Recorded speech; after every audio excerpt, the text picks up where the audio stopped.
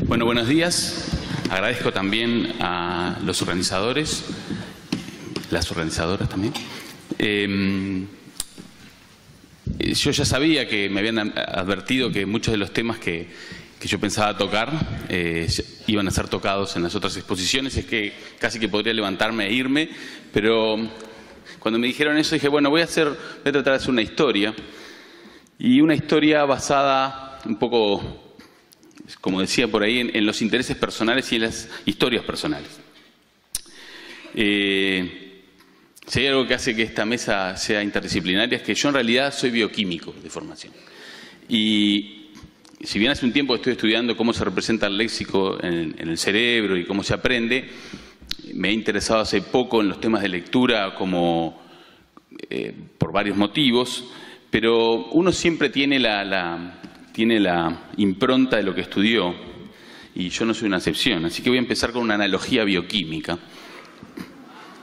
Eso que tienen ahí, que luce tan impresionante, es una de las cosas que más me fascinó cuando entré a la facultad de estudiar bioquímica, que nos hacían comprar un mapa metabólico, y esto es un mapa metabólico simplificado, y ahí tienen, cada puntito es un metabolito, y cada rayita que une los puntitos es una reacción química, y por ahí está un prodigio de la investigación, que es haber encontrado este ciclo que se llama ciclo de Krebs, y es buenísimo, pero no les quiero hablar de eso, sería divertido, pero creo que no es para esta charla. Les quiero hablar de qué es lo que pensaron los bioquímicos cuando lograron desentrañar este mapa y tenían algunas ideas de cómo funcionaba la totalidad, y era que, bueno, yo encuentro, por ejemplo, quiero hacer que una levadura produzca más alcohol, busco la vía enzimática que comparte con esta que está por acá, por ejemplo, y trato de buscar cuál es la enzima, el paso que limita esta reacción, y lo voy a sobreexpresar genéticamente, y eso tuvo un cierto boom en los años 80. El problema es que cuando empezaron a hacer eso vieron que no funcionaba, no andaba. ¿Por qué no funcionaba? Bueno, esa es la historia que me parece interesante, que es la analogía que me parece interesante. En algún momento las analogías hay que omitirlas porque si no uno puede perderse, pero creo que ahí es la analogía importante es que los bioquímicos se dieron cuenta que no podían en realidad hacer lo que ellos querían si iban y tocaban una sola enzima, es decir, un solo paso de una reacción. En realidad, las teorías que vinieron después y que se siguen trabajando hoy en día buscan ver qué cosas hay que hacer para que el sistema funcione como yo quiero. Y era por eso que hacía referencia a la ingeniería de la lectura, no tanto, no soy un taylorista trasnochado o algo así, no quiero hacer que la gente salga como uno piensa que hace la ingeniería, sino más bien pienso que tenemos que tomar algunas referencias, mirar cómo funciona un poco lo que estuvo explicando Ariel, el doctor Cuadro recién, cómo funciona el aprendizaje de la lectura y ver qué cosas hay que hacer bien. Pero creo que eso hay que pasarlo un poco más allá de los procesos cognitivos que más manejamos, ¿no? Uno en la investigación siempre es como el borracho que busca las llaves en la luz porque es donde puede ver y no las busca un poquito más lejos. Creo que hay que empezar a iluminar un poco otros lugares y pensar más qué cosas podemos tocar.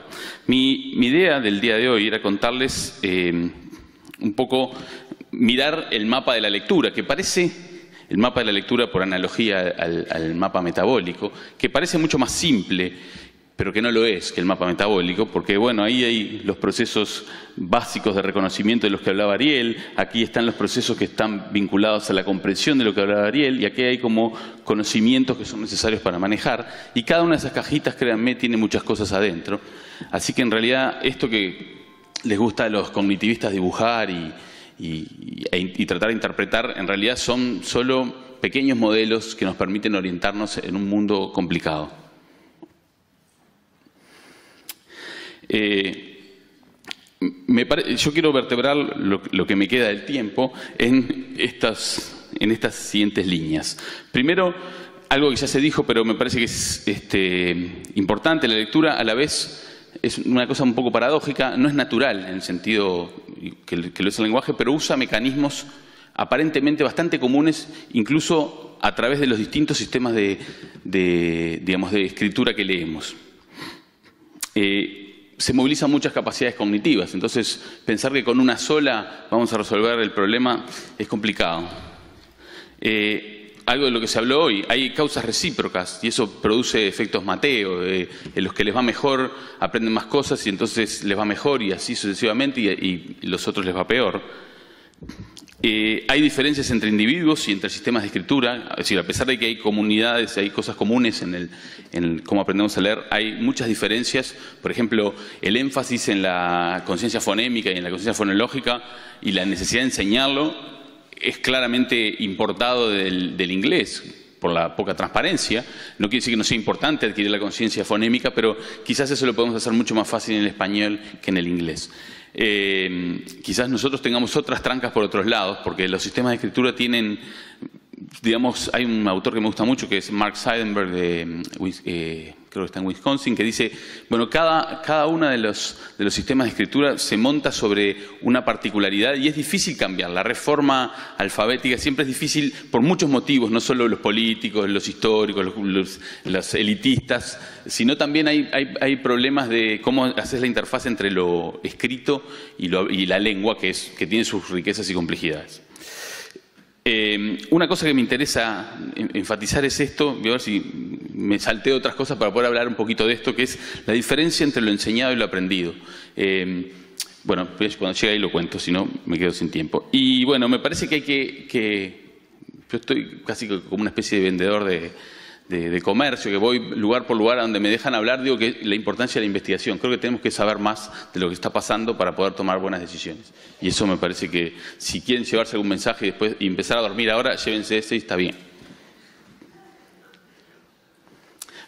Se dijo acá, la visión de la lectura es como una especie de entrelazado fino entre la comprensión del lenguaje y la capacidad de leer y de codificar palabras, de identificar palabras. Y se puede llegar bastante lejos en entender los problemas de la lectura si uno tiene este modelo en mente. Este es el otro medio de un artículo de Beatriz Duke, que es una investigadora argentina, pero no es de ella el diagrama. Y esto engarza con lo que se llama el modelo simple de la lectura, que dice que leer es decodificar más entender el lenguaje. En realidad, de estas dos habilidades, la de comprender el lenguaje es natural, no quiere decir que no haya que ejercitarla ni que haya que enfatizar las particulares formas que se usan en el lenguaje escrito, pero esa es la natural y la escritura no es natural. Que el lenguaje es natural lo podemos argumentar de esta manera. Toda lengua, toda cultura humana tiene un lenguaje. Hay ejemplos de generación espontánea muy debatidos y que quizás la gente que sepa de lengua de señas nos puede contar más, pero está el famoso caso de la lengua de señas nicaragüense.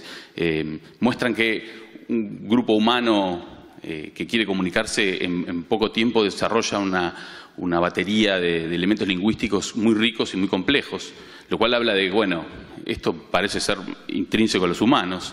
Bueno, las lenguas llamadas criollas. Es cierto que precisamos algún tipo de enseñanza, pero no parece ser sistemático que, por ejemplo, esa forma que tienen las madres de hablarles a sus hijos en nuestra cultura, está claro que eso ayuda y acelera el aprendizaje de la lengua, pero no parece ser imprescindible. Los niños les alcanza con ver que otros hablan entre ellos. Y, bueno, me quedó alguna que se me perdió. Habría que comparar eso, y eso es lo que decía, es lo que se me perdió, habría que comparar eso con otras cosas que queremos enseñar. O sea, es muy difícil, yo pienso por ejemplo en matemática. Cualquier computadora de esta que está acá, yo puedo programarla para que haga cálculo diferencial integral profesional. Sin embargo, no puedo enseñarle eso a ningún... Digo, es una pequeña porción de las personas que van a la educación que terminan adquiriendo esa capacidad.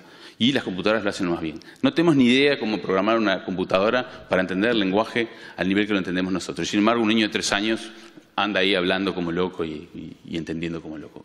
Eso me parece que queda claro, muestra que el lenguaje, la capacidad para el lenguaje, sea específica, sea derivada de capacidades cognitivas generales, es una capacidad natural. La de la escritura no.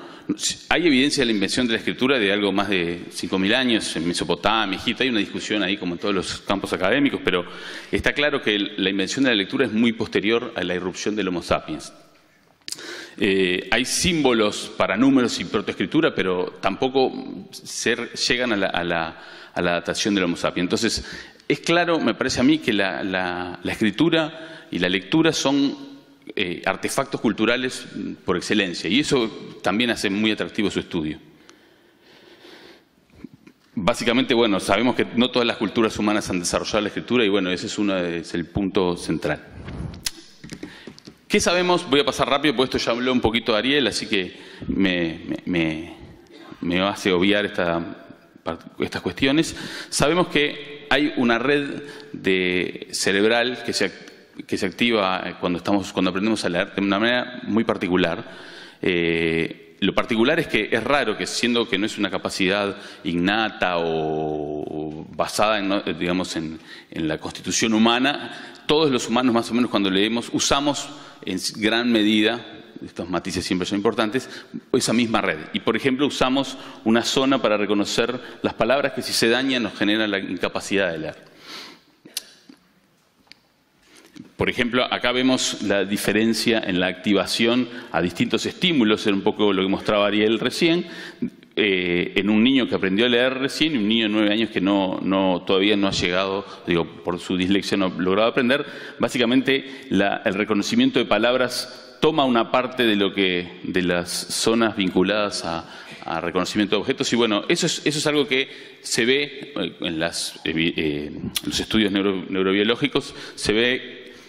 Aparece esto como marca de aprendizaje de la decodificación. Pero bueno, si yo me voy a ese mapa, como decía hoy, el mapa de la lectura, ese mapa de la lectura en realidad, cada uno de esos títulos que decía procesamiento ortográfico o algo así, pasan a tener...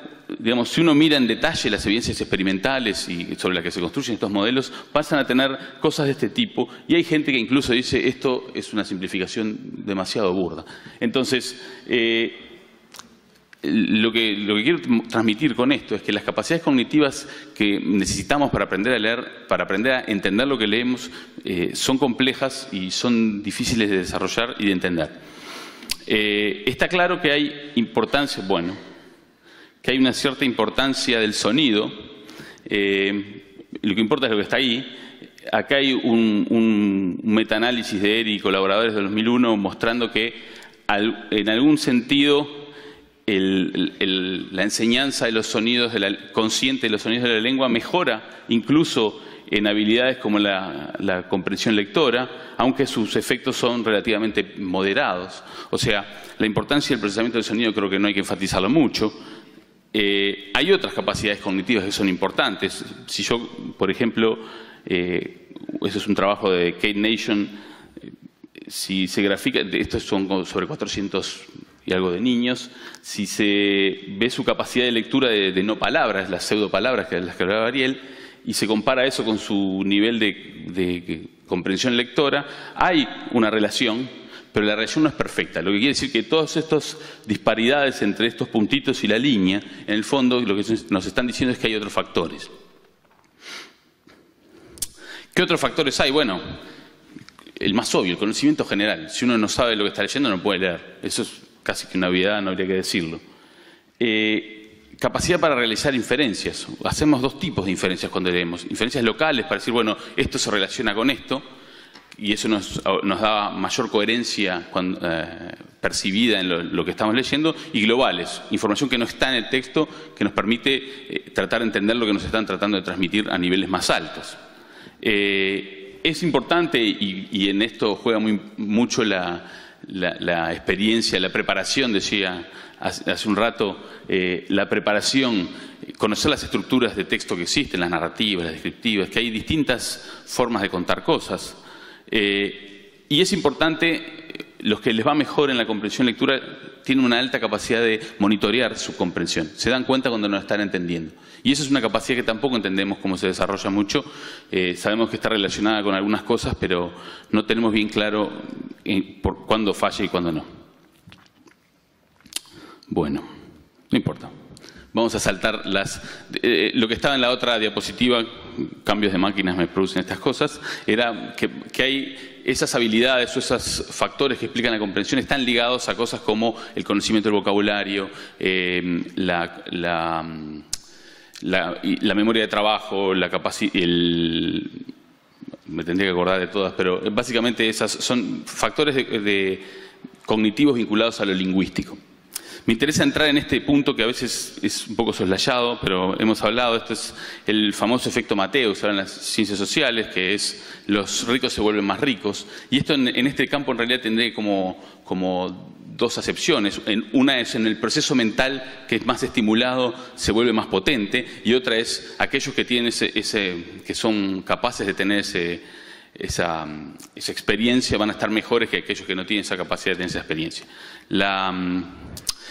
No solo es necesario comprender a nivel consciente cómo son las estructuras de sonido de las palabras del habla, sino que cuando aprendemos a leer mejoramos en esa capacidad de reconocer los sonidos del habla. En realidad sale el mismo trabajo, esto es una revisión, sale el mismo trabajo que mostró Ariel en unas barritas, pero lo que me parecía muy interesante es que los niños griegos en el jardín de infantes pueden identificar sílabas, pero son totalmente incapaces en este estudio de identificar fonemas, pero una vez que aprendieron a leer en primer año, lo identifican con un nivel de 100%. O sea, hay como un efecto recíproco entre aprender a leer requiere analizar el sonido, pero analizar el sonido mejora cuando aprendemos a leer. Eso se ve incluso a nivel neurobiológico. Es posible ver mayores activaciones en zonas vinculadas al análisis del procesamiento fonológico, en lo que se llama plano temporal, que es una estructura de la corteza temporal, que mejora, incrementa su activación justamente cuando una persona aprende a leer. O sea, esto también es lo mismo de la causalidad recíproca. Hay efectos que me interesan mucho a mí, que son los vinculados, quizás esto está muy bien revisado en un trabajo de Keith Stanovich, que creo que fue el que popularizó más en este campo el uso de la idea de efecto Mateo, que es, para leer precisamos un gran vocabulario, si no, no entendemos lo que estamos leyendo. Pero cuando leemos, obtenemos más vocabulario. Entonces también hay una causalidad recíproca, que hace a la vez que nuestras capacidades lingüísticas se fortalezcan al leer y que quienes no entran en ese proceso queden rezagados por detrás. Cómo se aprende desde el contexto es una de las cosas que a mí más me interesa, pero no tengo tiempo de hablar ahora. Hay causalidades recíprocas en inferencias, en monitoreo de la comprensión, en estándares de coherencia.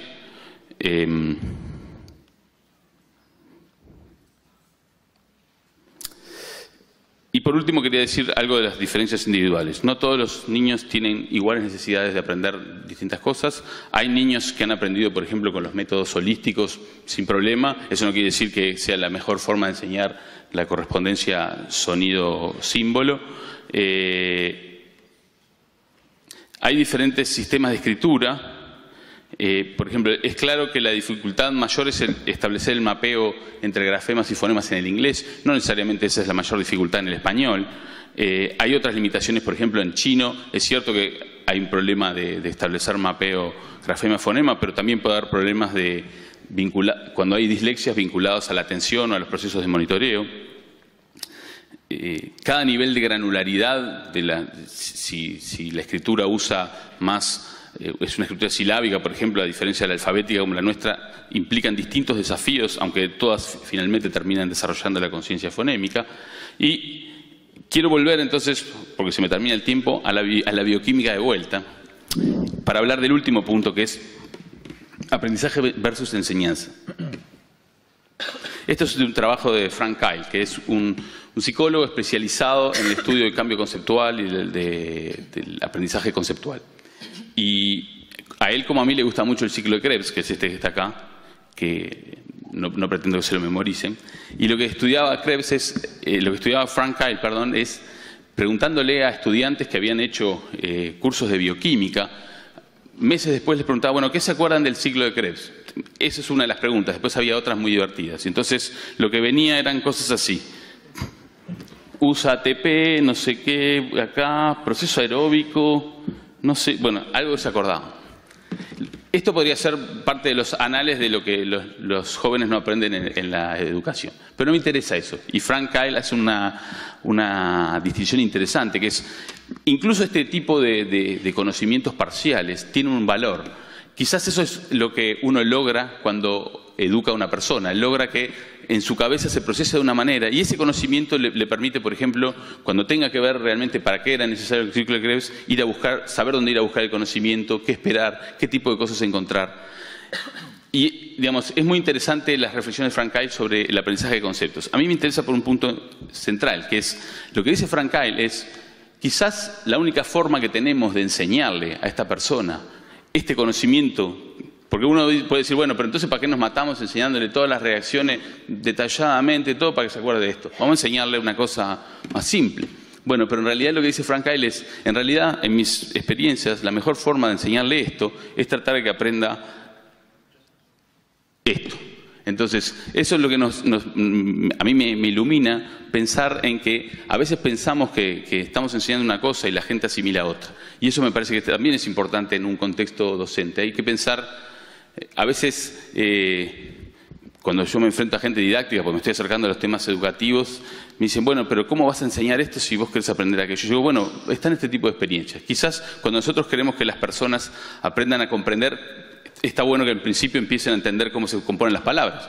Quizás después van a reforzar mejor cómo entienden las palabras cuando estemos intentando que comprendan. Entonces, me parece que la única forma para resolver este problema, y ya termino, es tratar de hacer algo que podamos utilizar nuestras herramientas, y por eso puse el Plan Ceibal. Me parece que el Plan Ceibal es una herramienta buenísima para hacer este tipo de cosas. Tenemos que saber qué pasa con nuestros niños. Todos los datos que tenemos, salvo los que, básicamente el único que ha hecho investigación en estas cosas es Ariel y algún grupo más, pero tenemos que saber más qué pasa en nuestros niños realmente cuando la gente cuando están aprendiendo a leer, y qué pasa con los que no aprenden a leer. ¿Qué niveles de conciencia fonológica llevan los niños de diferentes niveles socioeconómicos y sociales al jardín o a la escuela? ¿Qué predice eso de la capacidad de leer con fluidez palabras en español? ¿Qué diferencias de vocabulario hay? ¿Qué hacen los niños? ¿Pueden los niños hacer inferencias a partir de texto y a partir del lenguaje oral? ¿Qué pasa en las escuelas que los niños más desfavorecidos aprenden a leer? O sea, hay experiencias buenas en lugares muy jorobados. Bueno, vayamos a ver qué es lo que está funcionando ahí. Y ¿qué prácticas son más efectivas para qué tipo de niños? Entonces, yo lo que me imagino y me gustaría y estoy buscando es encontrar una forma de que estos intereses que tenemos y estas preocupaciones que tenemos se trasladen, se transmuten en una especie de programa de investigación que nos permita saber dónde se nos están quedando nuestros niños. Y ahí el programa tiene que ser abierto, no va... me parece que la línea de base de lo cognitivo, si no la medimos, nunca sabemos qué está pasando, pero hay otras cosas que hay que mirar. Y entonces, solo así vamos a poder saber cuáles son las trancas específicas que tenemos en Uruguay, que no tienen quizás en Francia, que son distintas que las que tienen en Estados Unidos, que son distintas que las que tienen en Finlandia y en Croacia. Siempre sabiendo las otras experiencias, pero me parece que con nuestra propia investigación en ese campo. Muchas gracias.